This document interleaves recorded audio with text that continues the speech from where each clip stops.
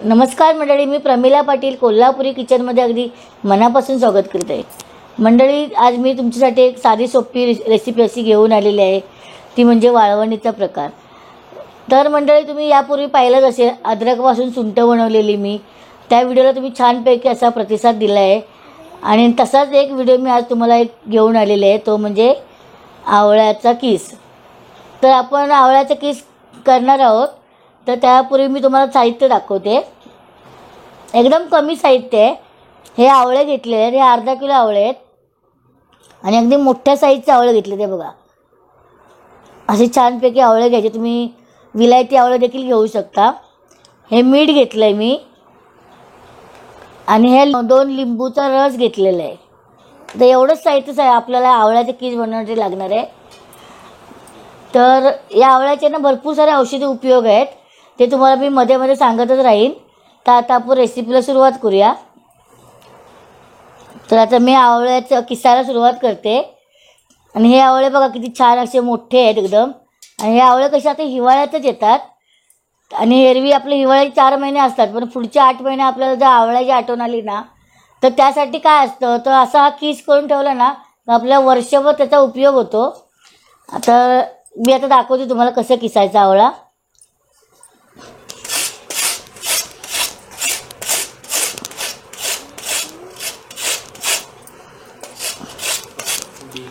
हे बघा, असं किसत जायचं आपण आणि आतली बी आपल्याला काढायची आहे.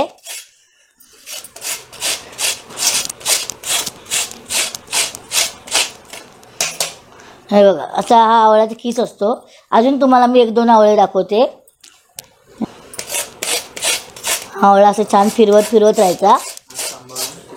हां, थोडं हळूहळू किसायचं, म्हणजे कसं याला धार असते या किसणीला ना, कधी कधी हात कापण्याची शक्यता असते.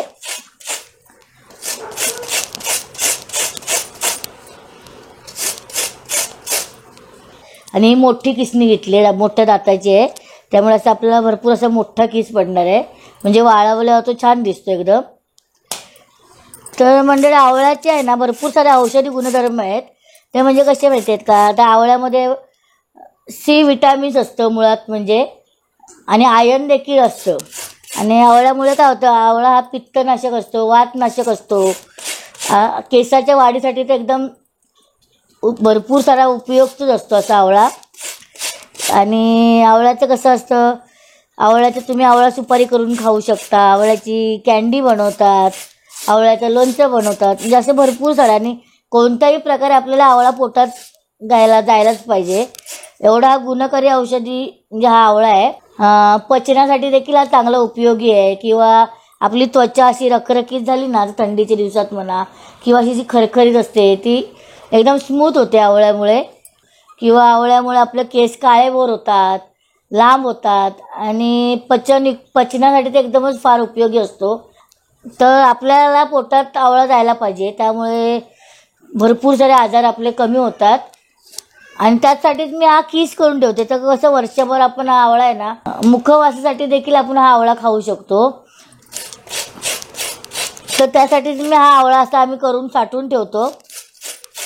तर यापुढे तुम्हाला आवळ्याचे देखील भरपूर सारे वेगवेगळे रेसिपीज पाहायला मिळतील. आणि त्यासाठी तुम्ही आमच्या कोल्हापुरी किचन चॅनलला लाईक करून ठेवा, सबस्क्राईब करून ठेवा, म्हणजे तुम्हाला नवीन वेगवेगळे असे व्हिडिओ पाहायला मिळतील.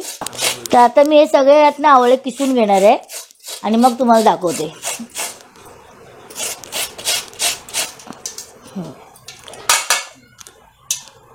तर अर्धा किलो आवळ्याचा ना ह्या एवढा सारा किस झालेला आहे बघा. तर सुकल्यावर काय थोडा आवळूनच कमी होतो. तर यामध्ये काय करणार आहे, मी आता मीठ टाकणार आहे. तर तुम्ही याच्यामध्ये सैंधव मीठ घेऊ शकता, काळं मीठ घेऊ शकता. तर मी हे साधंच मीठ घेतलेलं आहे.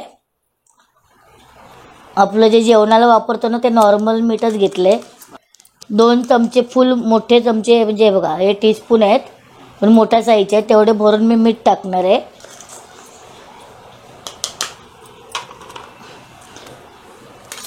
आणि असं छान मिक्स करून घेणार. तर या किसामध्ये आहे ना मी आता याच्यात असं जिरा पावडर, साखर वगैरे काय टाकणार नाही. हे किस असंच मी सुकून ठेवणार आहे आता.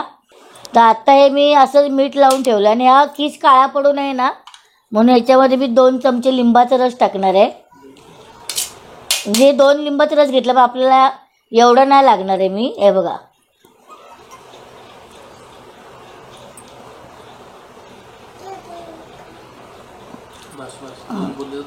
हां 2 चमचे मी लिंबाचा रस टाकलाय. हां हे बघा तर हा असा मिक्स करून घ्यायचा चांगला, कारण लिंबाच्या रसामुळे हा आवळ्याचा किस आहे ना एकदम असं काळा पडत नाही, सफेदच राहतो एकदम.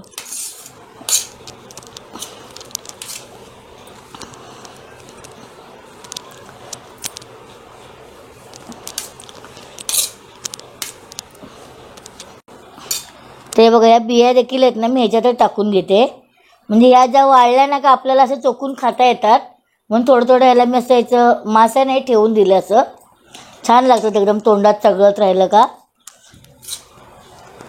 ह्याला पण असं मीठ लावून ठेवते म्हणजे त्या छान एकदम वाळतील बाहेर. तर आता हा एवढा किस ह्या आवळ्यांचं झालं आहे, तर अजून थोडेसे आवळे आहेत ना मी किसून ना ह्याच्यामध्ये थोडंसं ॲड करणार आहे. तर हा आता वाळवायचं कसं तो दाखवते तुम्हाला. हे बघा आता हे वाळवताना आपण ना ह्याच्यात मीठ टाकलेलं असतं ना, मग असं स्टीलचं भांडं किंवा ॲल्युमिनियमचं भांडं नाही घ्यायचं आपण. तर त्यासाठी आपण वाळवायसाठी आपण एकदा असं प्लास्टिकचं सूप किंवा बेळाचं सूप असं घेऊ शकतो. नाही तर मग तुम्ही कागदावर देखील बाहेर जर ऊन असेल ना तर कागदावर प्लास्टिकच्या कागदावर देखील टाकू शकता.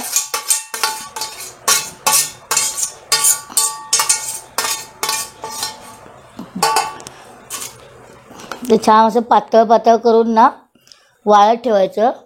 आता ह्याला मी पत्र्यावरच वाळत ठेवणार आहे.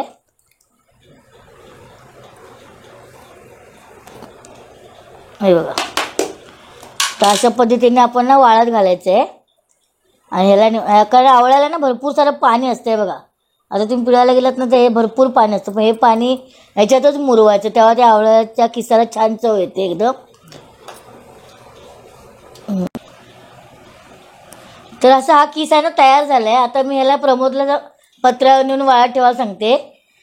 तर तुम्ही हा किस आहे ना एकदम कुरकुरीत सुकेपर्यंत, म्हणजे असं हातात घेतला ना का चुरायला पाहिजे असं एवढा होईपर्यंत आपण वाळत टाकायचं. त्याला 2-3 दिवस साधारण लागतातच. कडक ऊन असेल तर 2 दिवसात होतं, पण थोडं आता कसं ऊन पाऊस असं वातावरण दमट असेल ना तर 3 दिवस लागतातच.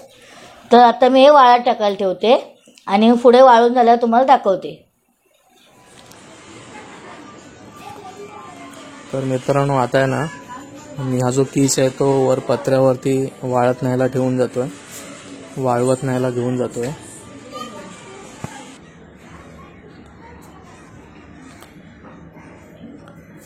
हे बघा थंडीचे दिवस आहेत त्यामुळे थोडा आता कमी कडक ऊन आहे.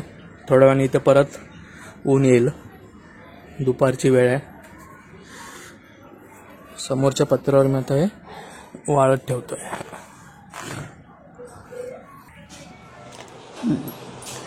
तर मंडळी आता हा आवळ्याचा किस तयार झालेला आहे. ह्याला 3ऱ्या दिवशी आम्ही काढले, 3 दिवसांनी हा पूर्ण तयार झाला आहे. त्या बघा किती छान असं सुकलेलं आहे कडकडीत.